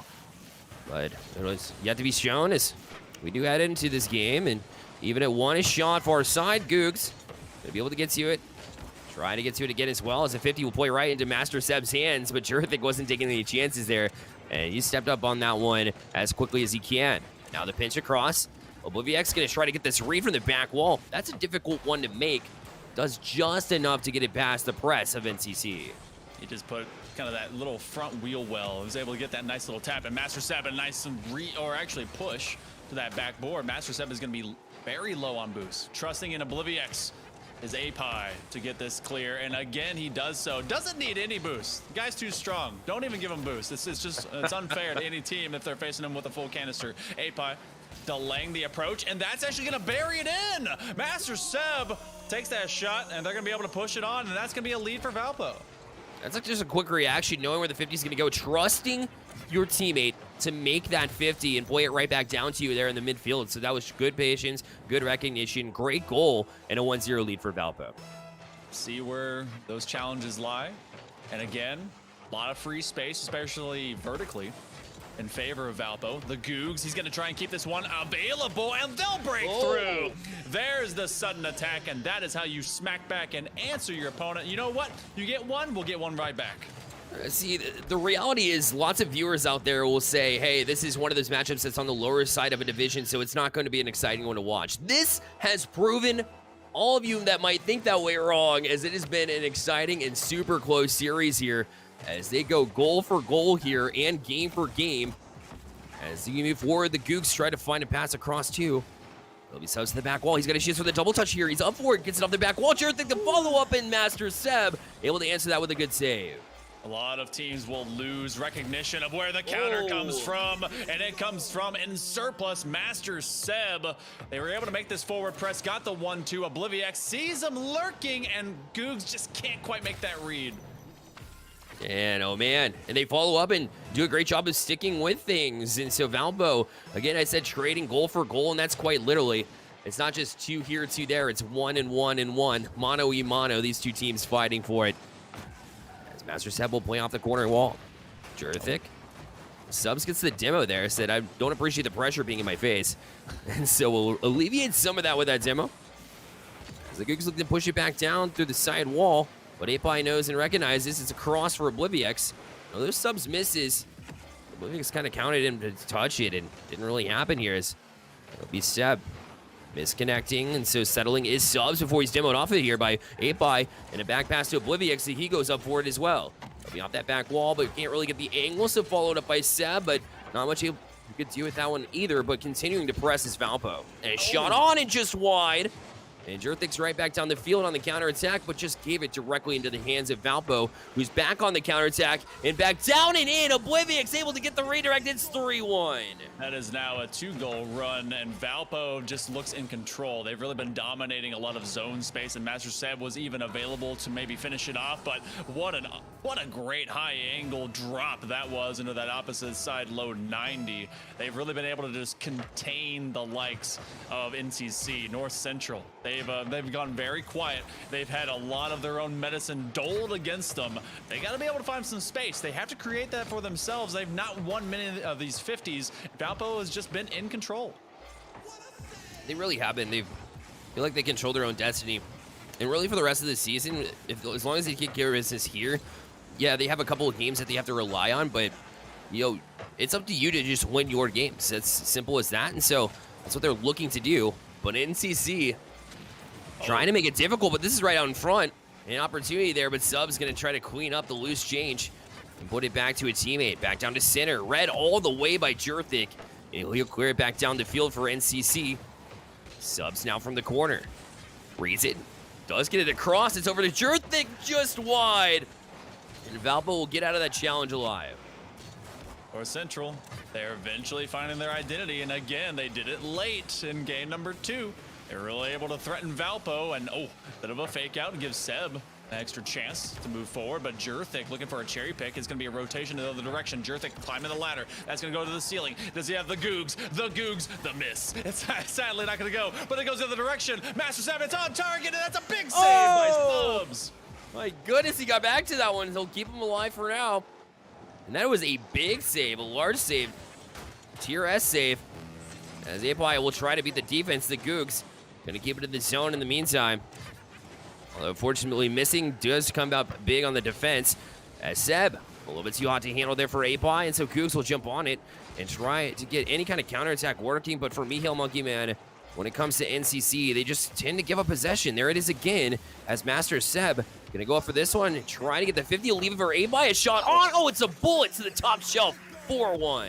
You're not going to stop that speed, especially this elevation. They had too many men on the ground and not enough able to defend from that backboard. The Googs had the greatest chance, and even then, it was top-level speed that just cannot be beat. And like you said, possession has been given away. This is something that NCC, they had in spades in game 1. Game number 2, they found it very late. I expect them to continue to try and proliferate that, but it just seems like Valpo has come to play and maybe put this away to get match point. And rolling back down again, Subs will have to step over and get to it. But yeah, it's probably too late. It will most likely be match point. At this point, I'm willing to call it too. So it'll be NCC looking to build back, bounce back. They got an early win, and since then, it has been Valpo for the most part. As trying to make some adjustments here, NCC. I mean, they're doing a better job of getting out there and challenging, but now it's just about, landing those opportunities like you did in game 1 that made you ultimately successful and try to get back to that. That's easier said than done. It's going to take a lot of focus here. A lot of great success did come from their backboard play when they did get a lot of those perimeter plays, either from just near side wall or top vertical. They did have the second man following up, and I know that you don't want to overcommit, and I know you don't want to take that risk, but sometimes, especially in the situations they brought themselves into, you got to bring up that third man rotation. Keep that contained as best as you can. Valpo, they have exposed their backline several different times, but they didn't get as punished as they did in game number 1. You saw a lot of, just the Legion of Boom style. I'm going to go for that intercept. I'm going to go and lay out a guy. I'm going to go really take care of business. And that's all but disappeared. And Valpo, that's why they were in control. I agree. And then you add to the fact that NCC hasn't really recognized, that Valpo, they're giving them more space to work with, because it seems like every time they look to go in transition, they pop it off the front of their car right to midfield where they're able to collect, or if they want to, really Valpo has the opportunity to pop it up in the air and make a play happen from the air. You know that they're super solid in the air. Maybe not the top tier player mechanically on this pitch, but they're able to make plays happen regardless. They're capable of doing it. So now it's up to NCC to make the adjustments as we hop you in to game number 4, and it's match point for Valpo. Valpo, they had 4 different matches go to game 5. 3 of them they could not bring home the bacon with. And they've felt that now in this position they are in this Challengers White division. They want to be able to improve as best they can and say, you know what, we are a team that can finish, and they will finish as they go throughout this matchup with NCC. Big lob over as Jurthik is actually going to give it back to Apai. Apai looking for a midfield pass. Master Seb has just been kind of lurking, but he comes in and strikes at the best time. A setup, maybe another, and they do double commit, but that leaves Obliviex, who's been sure-handed on the back line. Yeah, it's been super solid. When you can rely on your teammates, that is what makes you relax in a series that's been super close. And for me, Obliviex has been clearly the most consistent player in this pitch in this series. So you look for a leader like that to really set the tone, and for him, it's one of the reasons why Valpo was able to bring it back from a 1-0 series to a 2-1 now as they look to close. It'll be Apai. Beat to it by the Googs. Oh, that one's kind of a mistouch as both of them look to go for it, but didn't really get in the right direction, and now Subs will play right back into the zone. And try to start again. North Central College with a shot. It'll be Subs that buries it, and it'll be 1-0 here with 3:35 remaining. I had been waiting on North Central to finally take advantage of this. There's been a comfort zone created from a lack of North Central attack. They've been kind of on the side of Valpo, just lackadaisically holding and possessing the ball. Even if it's on their half, just near their goal line, they're like, they're not coming. Suddenly, you get exactly what NCC had them made them successful in game 1, and that's exactly it. A lurk, an attack, a sudden smack. Let's go forward and see more of that, but Valpo, they can get more of this control as they just push this ball downfield again. Now it'll be a master set from the sidewall. Well, actually from the ceiling as he brought it all the way up and almost scored. As that one went just a bit high. It'll be Apai to follow. Jurthik out to meet him, but doesn't quite get it done. And almost sneaking that in was Apai, as he was lurking himself and kind of took one out of the playbook of Master Seb. And almost snuck that one in, Hill Monkey Man. Oh, yeah. Wait. No. Wait. Hold on. Master Seb was here, so I thought maybe. Apai. Okay. All right. So a bit of subterfuge, if you will, as Subs makes one of the best shots we've seen from him this entire game so far. a little bit rough. So try to dodge out of the way, try to get as best as they could, but NCC, they will actually give one to Valpo. Nice early Christmas gift. Hey, I like when I see somebody make a decision, they go for it 100%, and that's exactly what happened there. It's a shot on will be handled by the Googs from the back wall. Good save there. Master Seb gonna try to work a one-on-one with the Googs, but it was not to be, and so he's right back out of the zone. Here's Apai, meet at center. A little bit too far away from himself, but Master Seb there to help. Subs, good job to redeem himself there with a good save. We'll push it right back into the zone, and plenty of room to work with as well, as he tries to beat out Apai to get to it. The pass across, not quite there. Seb, plenty of room. Apai out for a bump as well. Gets it. Oh, it's just wide. Back up and down. He sticks with it and puts it in. That's persistence, Hill Monkey Man. They're up 2-1. Never give up on the play. It went straight up. He turns, he waits, he scores. And that bump and that collision at the near side post created just enough chaos to give them some room. It's like waiting for the basketball to come off the rim. Will they be able to put it back? Can they get anything from that backboard? And they do. 2-1. One may have been your opponent making an amazing shot for themselves, but the Googs climb the ladder. No double touch. Subs the off shot. He'll bring it back. That's redemption. He's staying alive here. Subs able to get one back as he steps up to midfield with a purpose, realizing that everybody was missing there and just able to go far side. That's a well-placed shot, Hail Monkey Man. We saw him do it on one side of the field, and why not the other side as well? As now they are back even here at 2 with a minute 44, and NCC, North Central College Red, trying to keep their series alive. Oblivix getting back to the dribbling, which we haven't seen a whole lot of since game 1 and 2.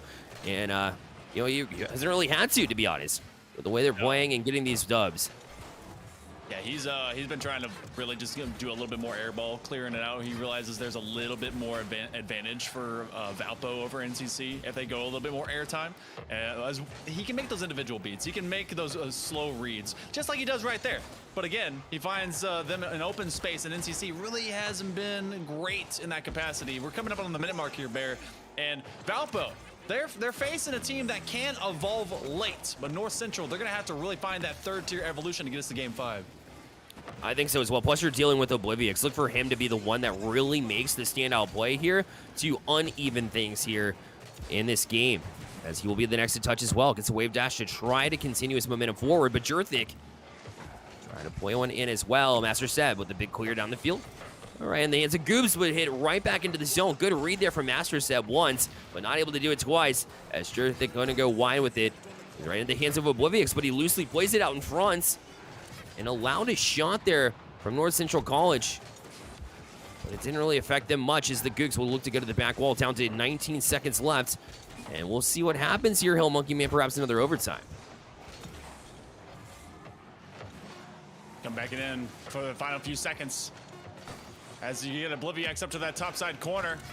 Everything all looking good. Top level. Oh my god. Unable to get to it, still up. Overtime here in this game. Now, kickoff will ensue. Looking to close it out now will be Valpo. The Googs trying to have other ideas too. Apai, kind of a horizontal pass here. Jurthik tries to get it across. A demo on two. Up in the air. Subs for it. Tries to even the series. Well, not able to get to it either. Yeah, now we play on. Jurthik.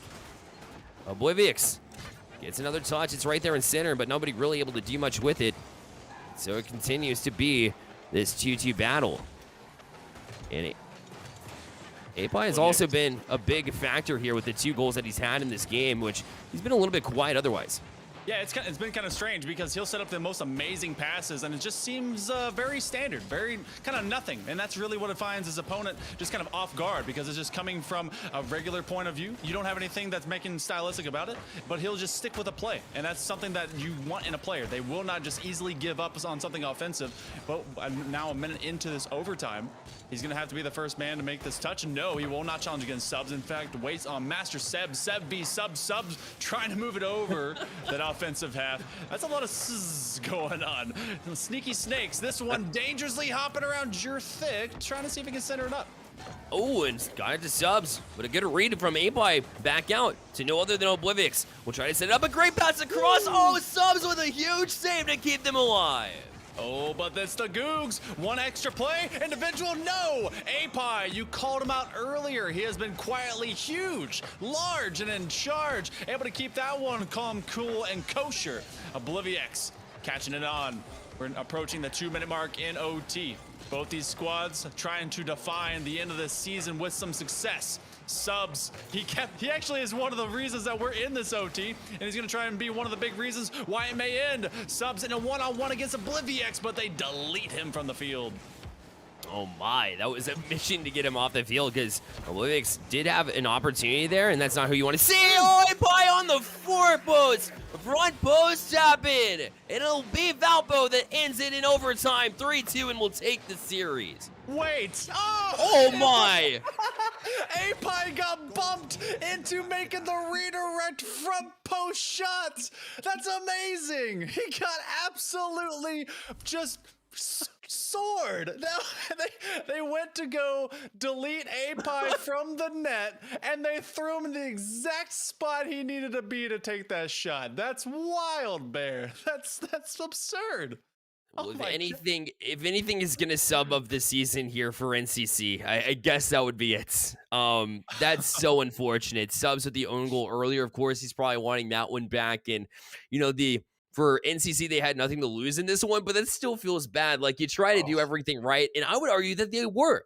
starting to put things together, right? A couple of huge saves there, really both ways. But NCC, for example, they were doing such a good job to really get back to, a focused defensive rotation and, not giving the ball away. And then to see a bump that causes the redirect, I mean, that's just when it rains, it pours, right?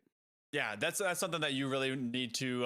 You cannot blame yourself completely. You have some great ideas that just don't pan out, and you know what? Congratulations on the other end to Valpo. They've been to several different game fives. They deny this one from evolving into that, and we get to see them improve. They do. Still, mathematically, I believe the calculators are running. That we have the mainframe Got up it right here. and all of the cool AIs are trying to figure it out. There's still a chance for Valpo to make that top 8 playoff. So there's some greatness that comes from there because that's a +2 differential now on their game. So we get to see what happens going to week 8. Oh my, it'll be super fun. I don't think there's any doubt about that. We have another series for you after this short break. Don't go anywhere. You're watching the NECC Network.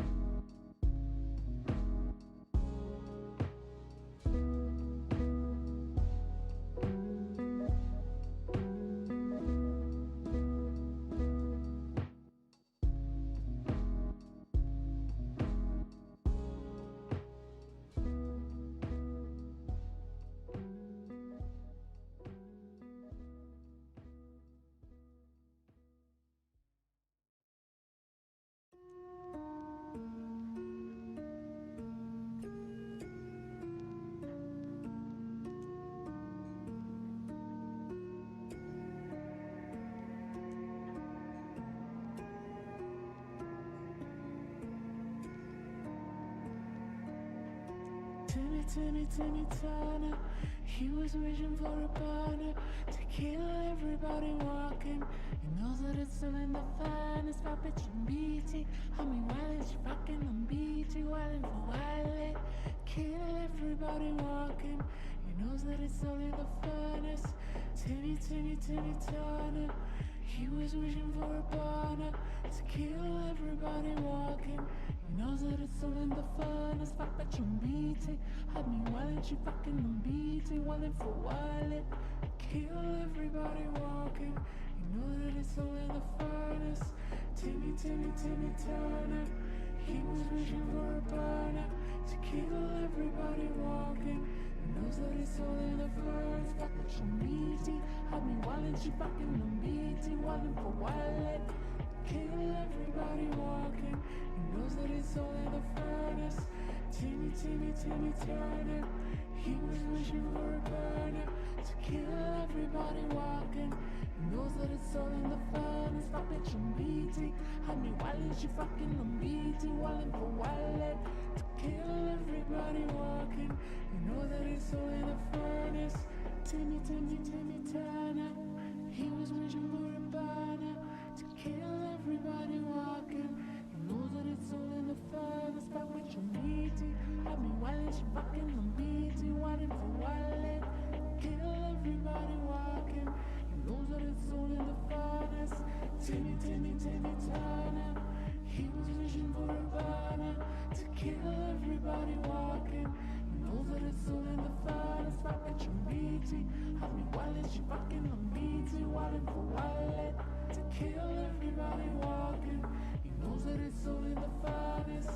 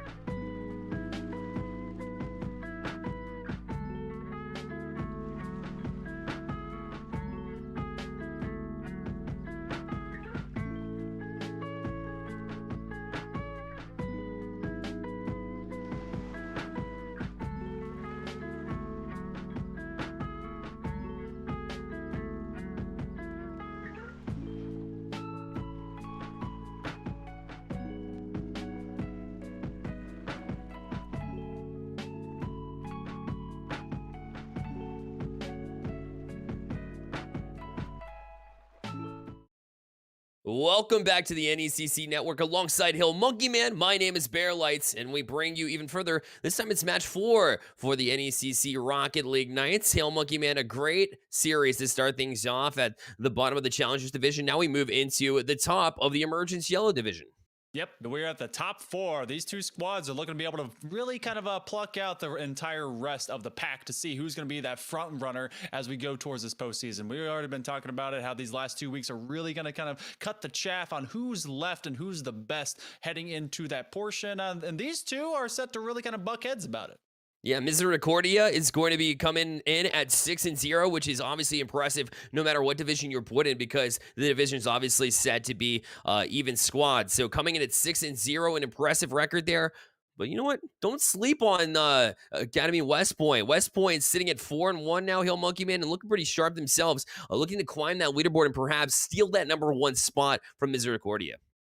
There is nothing better, nothing just more sweet than being that squad that delivers that little 1 in the loss column. And you want to be that 1, whether it's during the regular season or in the playoffs. You know what? It's even more detrimental in the playoffs. So if you're Misericordia and if it's going to happen here, it's fine. But it gives them a little bit of a wake-up call, gives you something to work towards. But again, going undefeated, Misericordia, they would love to be able to keep that nice, perfect 0. I want to see how it goes. We're going to go into game #1 here, Bear, and this is set to be a pretty awesome game. I can't wait. I'm stoked as well. I did say Academy West Point. I meant Army West Point. Either way, they're going to take the field, probably with the appropriate name, as we move closer and closer to this game number 1. And at the top of this division, Hail Monkey Man, what we will notice off the bat is maybe a little bit more of unstructured gameplay to start things off, because you're nervous. You're ready to take the top spot. But these are the 2 higher teams in the division, so it's bound to be a good one. We begin with game number 1. Army gonna come out firing. I said as a pun. I also say that as a way of them to get on the attack. JJ. Nice little corner touch, and we're going to see it actually be Misericordia who gets up onto the offensive half early, but with an early response. These two are going to be vying for that midfield control. I think that's going to happen a whole lot of times. They're going to be going for these man-on-man challenges. I want to see how these rotations occur. Nick with a nice little drop-off. That could be going to sink, and it turns into a demo, but it turns into a score regardless. Yeah, and that's because Nick, again, like you said right off the bat, is controlling the middle of the field, jumps to the sidewall, and puts it on the net. Of course, it was a little bit high to begin with, but I mean, you have a teammate in support able to tap that one in, and well, maybe not tap it in. Was demoed to the process. Turned into an own goal, I guess, technically, but that's doing the right things, and good things will happen. You know, something that has to be mentioned, Misericordia, they have Nick on their side, RLCSX regional champion, Team Queso. So, you know, no big deal. That's just on one half of the squad. So keep a note of that as this thing will eventually develop. But Misericordia, they're going to try and maintain control. Nick going up to the top. He's going to try and climb that top ladder. A nice little trap. It gives a chance over to Sink. And you're going to get a lot of these pressure plays that just develop. And as they go side to side, they will have at least 2 to 3 attacks and shots on the same play. And Santa will go off the back wall with it, and maybe just a little bit too slow there from JJ to get across to. That's why he went high with it ultimately. But Santa will work this back wall. A couple of touches, wanting to go far side with it, but it's right all the way, and Nick able to get a touch out.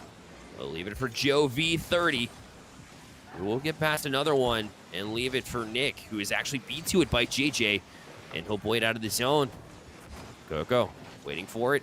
Santa as well with the follow-up here for Army West Point, as they will have to back out and retreat, but a misplay here. JJ up for this one already. He gets a hit, will get the flip reset, but not able to do anything with it, as Nick will chase this one down to the corner, and he will play out, use that experience to his advantage here as he gets another pass across and finishes it himself. That's that speed he shows in the RLCS. He's bringing it to the NECC 2-0. Unfortunate for Coco, he ended up bumping his own teammate right in that same rotation line, and then Nick just goes downfield to punish, comes off the sidewall, drops it on the goal line, and has the next level ability to wave dash, come over to it, and just drill it in. That's 2 up. Nick has both of them. He's been able to bait up one attack after a demo to make it happen. He's got a great supporting cast in the likes of both Joe as well as Sink. But you know what? He's been able to do a lot of it himself in this early open.